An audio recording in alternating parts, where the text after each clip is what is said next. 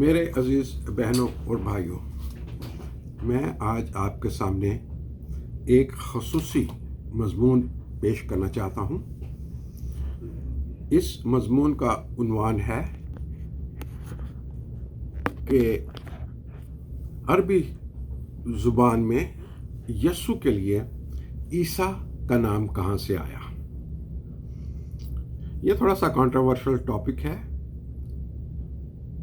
اور شاید بہت سے لوگ میرے اس مضمون کے ساتھ اتفاق نہ کریں، لیکن میں اس کا تحقیقی پہلو آپ کو بتانا چاہتا ہوں۔ اس سے پہلے کہ میں عربی زبان میں یسوع کے لیے عیسیٰ کے نام کے متعلق گفتگو کروں، آئیے دیکھتے ہیں کہ انجیل کے مطابق یا پہلی صدی کے مسیحیوں کو کرسچن یا مسیحی کیسے کہا گیا اور پھر ان کو کون سے دوسرے ناموں سے پکارا گیا۔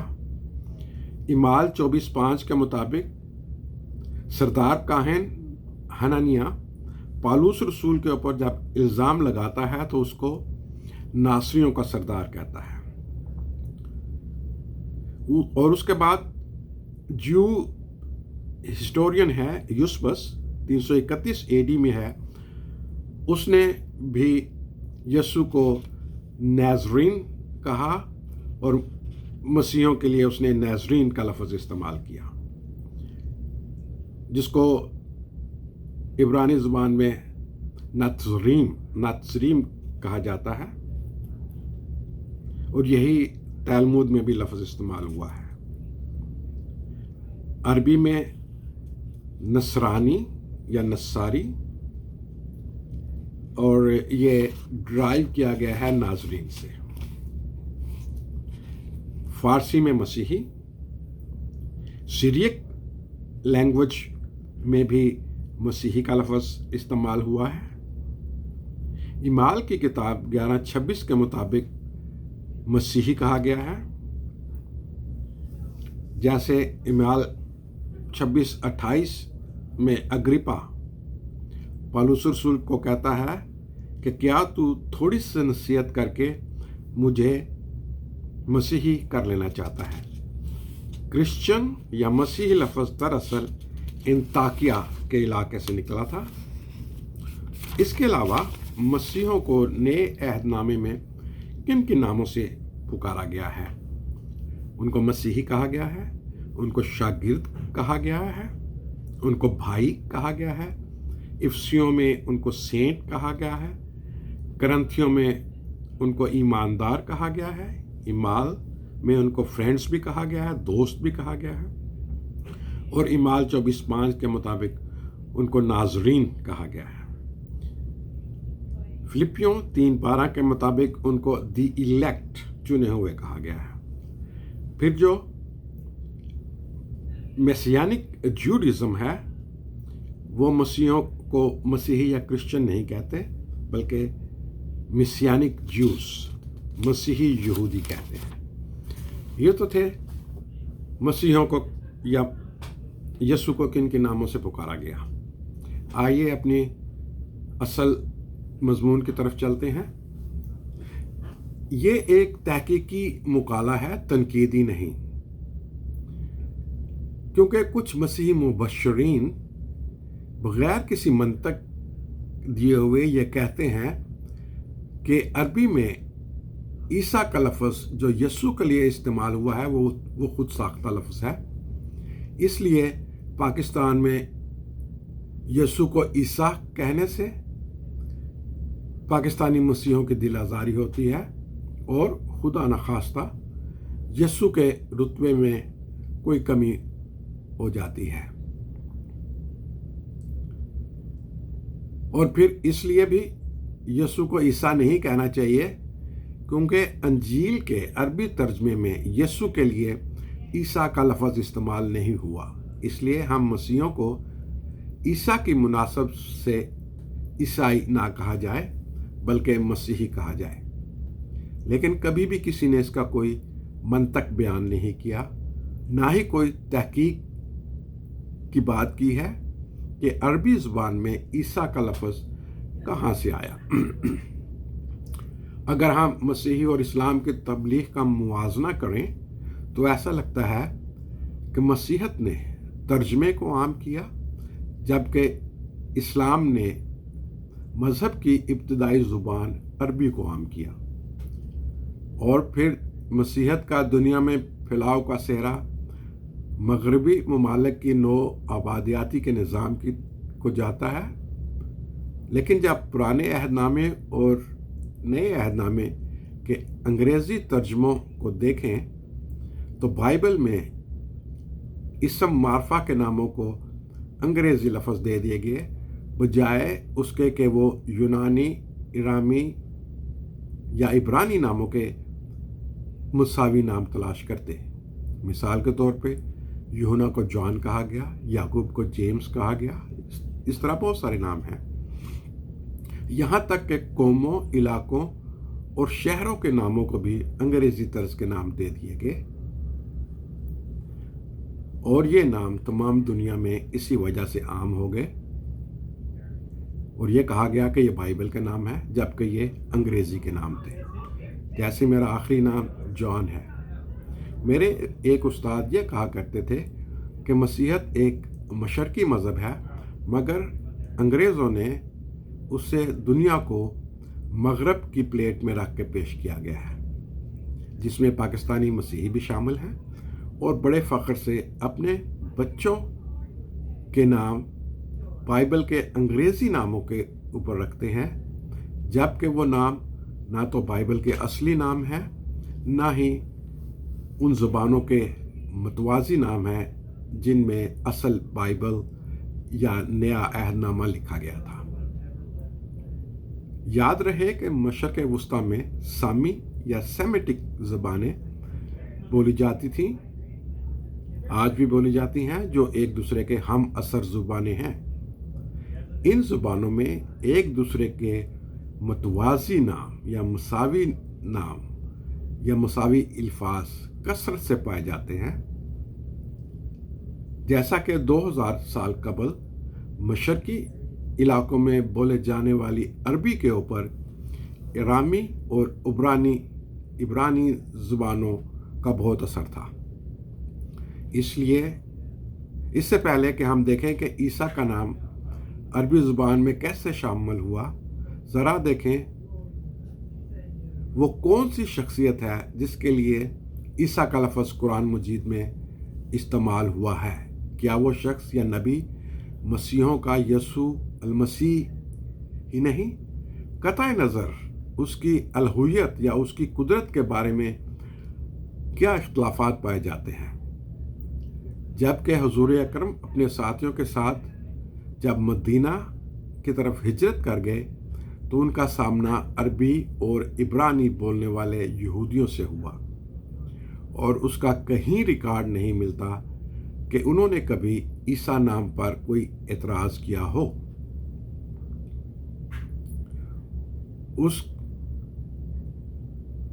اسے بعض دفعہ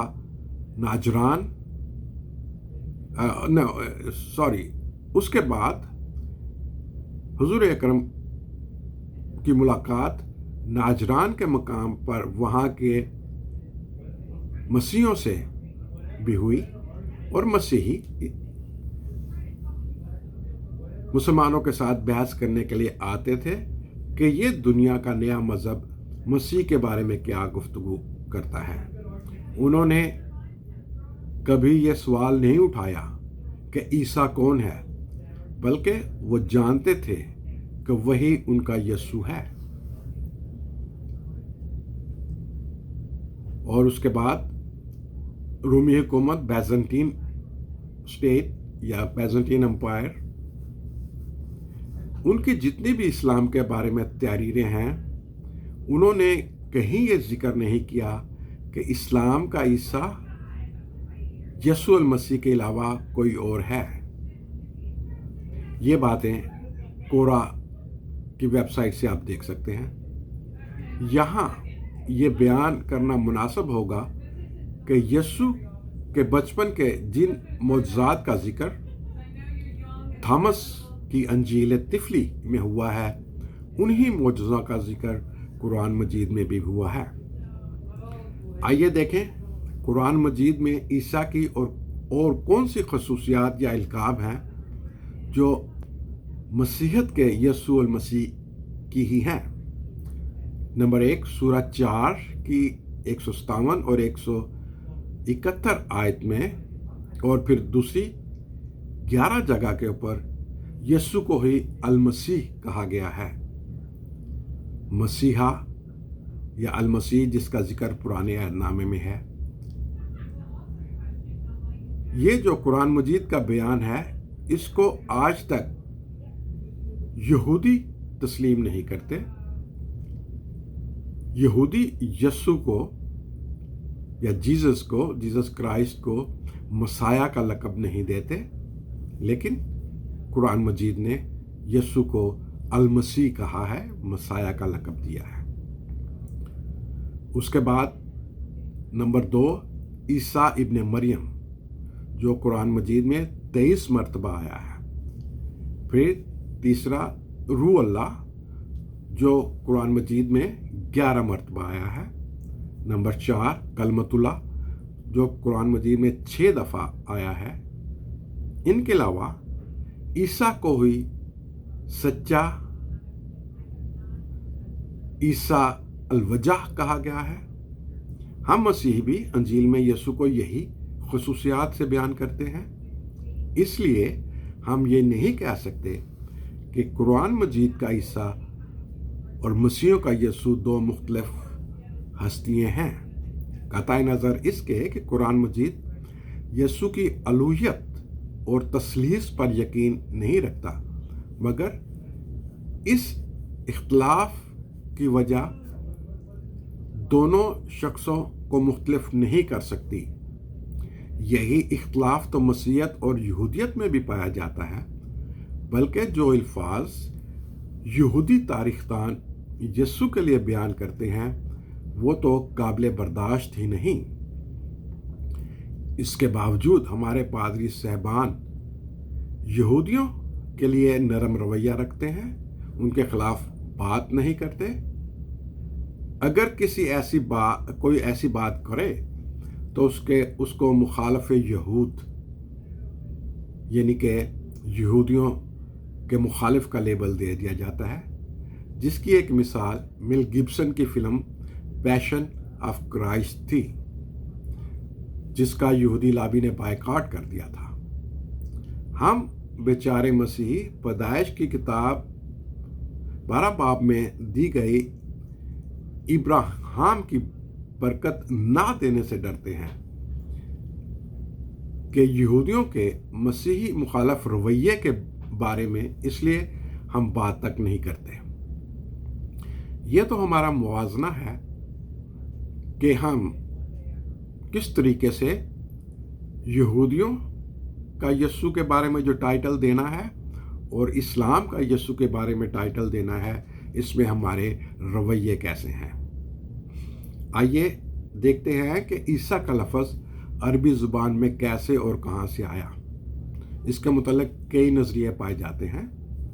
بعض کا خیال ہے کہ اسحاق کے بیٹے عیسو کا یہ ایک متوازی لفظ ہے، لیکن اس بات کا کوئی ٹھوس ثبوت نہیں۔ لیکن آئیے اور ثبوت دیکھتے ہیں۔ Encyclopedia of Quran by Brill publisher اس کے لیے بہت ڈیٹیل میں گفتگو کرتا ہے۔ اس انسائکلوپیڈیا میں بیان کیا گیا ہے کہ یونانی زبان میں عبرانی یسوع کا نام اسوس AESOUS اسوس تھا، جس کی تصدیق جوزفس ایک یہودی تاریخ دان ہے وہ بھی کرتا ہے، اور یہی یسوع کا اصلی یونانی نام تھا۔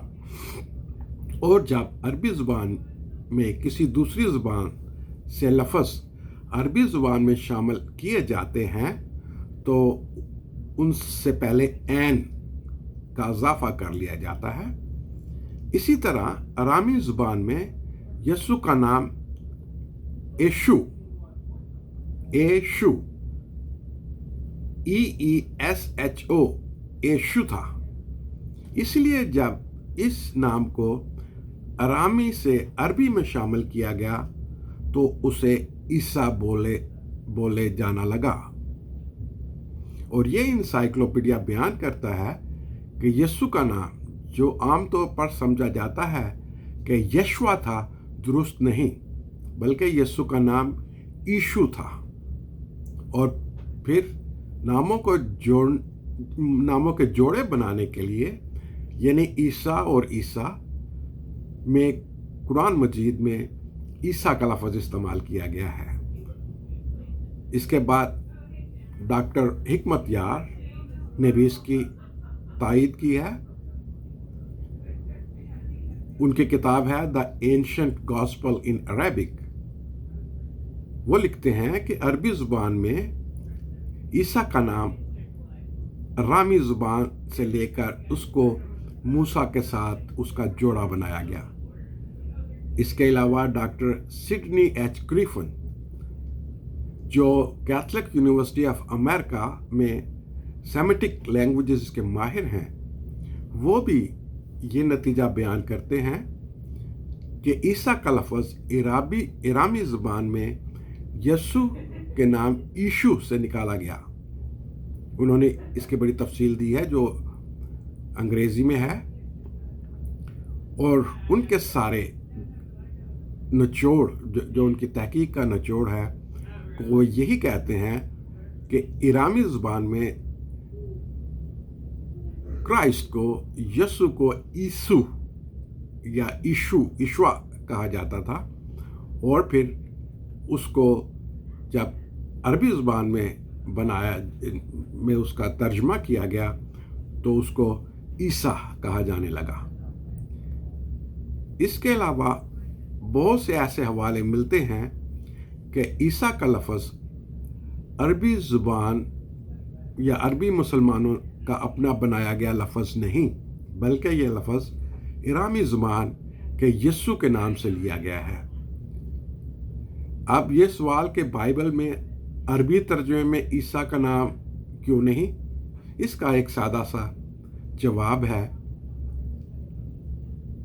कि बाइबल का अरबी तर्जमा अरबी से अरबी में नहीं किया गया, बल्कि यूनानी से अरबी में किया गया है। चूंकि ईसा का नाम यूनानी लफ्ज़ नहीं। एक दफ़ा फिर मैं ये बयान करना चाहता हूँ